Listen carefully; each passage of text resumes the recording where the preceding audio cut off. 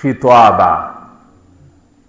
Tulijikita sana katika aya hii, hasa uumbaji wa Mwenyezi Mungu na Rahman, rahma za Mwenyezi Mungu, na tukaelezea la yamlikuna minhu khitaba. Na hii pia tulijikita katika maelezo haya, na yalikuwa marefu, ndio maana hatukuwa na aya nyingi jana. Sasa leo tunaingia katika aya zinazofuata. Mwenyezi Mungu Subhanahu wa Ta'ala anasema, yauma yaqumu ar-ruhu wal malaikatu saffa la yatakallamuna illa man adhina lahu ar-rahmanu wa qala sawaba.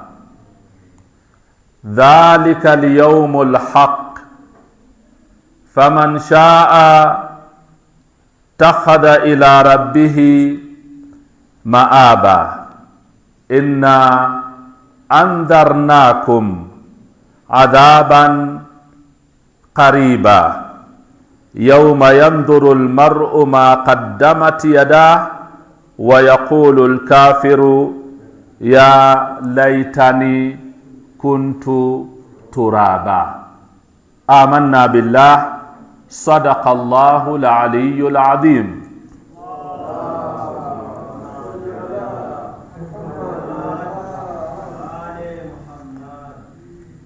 Anatuambia Mwenyezi Mungu katika aya hizi. Hizi ndio aya na kujikita katika wilaya ya Ali ibn Abi Talib, na tuko katika masiku ya Amir al-Mu'minin alayhi salam. Anasema yauma yaqumu ar-ruhu wal malaikatu saffa, siku ambayo atasimama ruhu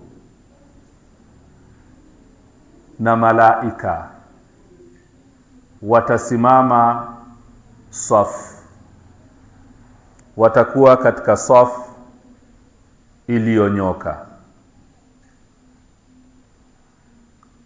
Na siku hiyo ya kisimamo hicho, wakiwa malaika pamoja na roho wamesimama, la yatakallamuna illa man adhina lahu arrahman wa qala sawaba.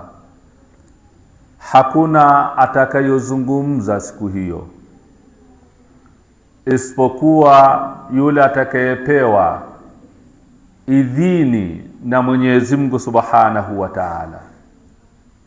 Na atakapopewa idhini huyo wa kusema, atakalolisema litakuwa ni sawabu, ni neno liliokuwa sawasawa, liliokuwa zuri. Mwenyezi Mungu anazungumza hivyo. Na hii ni siku ya Kiyama. Siku ya Kiyama tunafahamu viumbe vyote vitasimama mbele ya Mwenyezi Mungu. Kwa ile haiba ya kuwa umesimama mbele ya Mwenyezi Mungu, hata kama humuoni kama umbo, lakini wote mko pale mkisubiria mahesabu yenu. Viumbe vyote vimesimama pale, na vyote mnaonana. Malaika wamesimama, majini yamesimama, binadamu wamesimama, na viumbe vingine kama tulivyoelezea katika somo lililopita, na wao wamesimama. Ni uwanja ni mkubwa, umekusanya viumbe vya Mwenyezi Mungu Subhanahu wa Ta'ala. Kwa ule utukufu wa Mwenyezi Mungu, ukimya utatawala sana, kwa sababu kila mmoja analia na nafsi yake. Kila mmoja anatizama kitakachoamuliwa na Mwenyezi Mungu Subhanahu wa Ta'ala.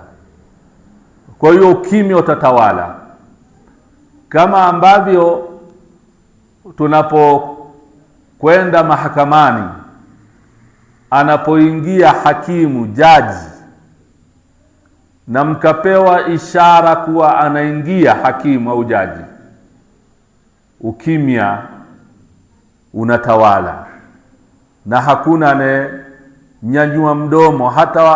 Hata kama una kikohozi unajitahidi ukibane